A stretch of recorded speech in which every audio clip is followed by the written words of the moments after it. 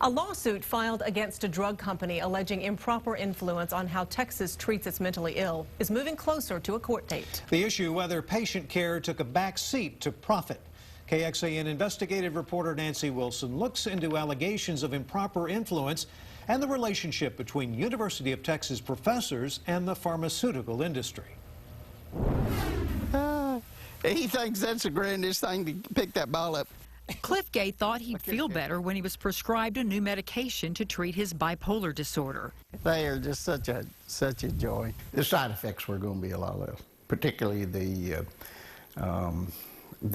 delusions and hallucinations. He never imagined the side effects would lead to other health problems. Pretty sure that was one of the big contributing factors to my to my diabetes, contributing to my diabetes.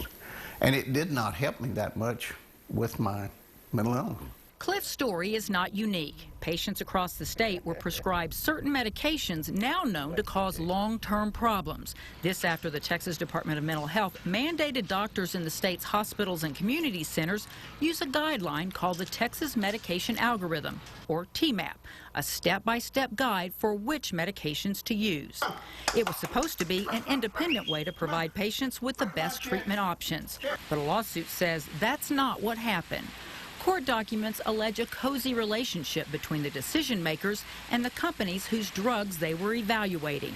I am totally blown away about the amount of money that was put into this thing.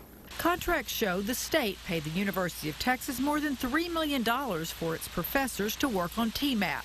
But records show the professors were also being paid by several drug companies. According to records submitted to the state by Janssen, the maker of the antipsychotic Risperdal, it paid Lynn Chrisman, now the dean of the UT College of Pharmacy, more than $61,000. Alexander Miller, professor at the University of Texas Health Science Center in San Antonio, more than $82,000. And John Childs, a UT professor at the time, was paid just over $151,000. That's only from one of the drug makers involved. The companies also gave the state money to help fund TMAP and to expand it to other states. The result, huge sales for the drug companies. Millions of taxpayer dollars spent on medication that mental health experts say may not have been in the patient's best interest. It's unfortunate. The newer antidepressants, the newer antipsychotics both have side effects that are more severe than the older ones. And they cost 10 times as much. This leaves Cliff feeling betrayed. They did it because of the dollars. They could care less what happened to people like me. And that's the way I feel about it. And what they're doing, they're setting us up for a life of misery.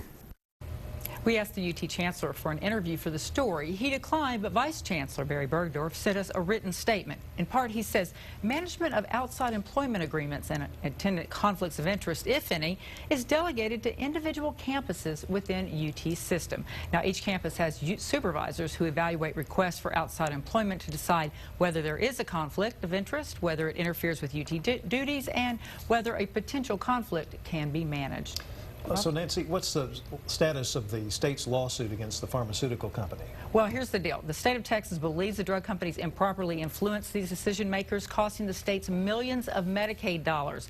The state sued the drug companies involved. Now, so far, most of them have settled to the tune of millions of dollars returned to the state. And as part of the settlement, the companies must also post a list of payments to doctors on their website. Now, the lawsuit against Janssen, a division of Johnson & Johnson, is scheduled to go to trial in November. We'll let you know what happens.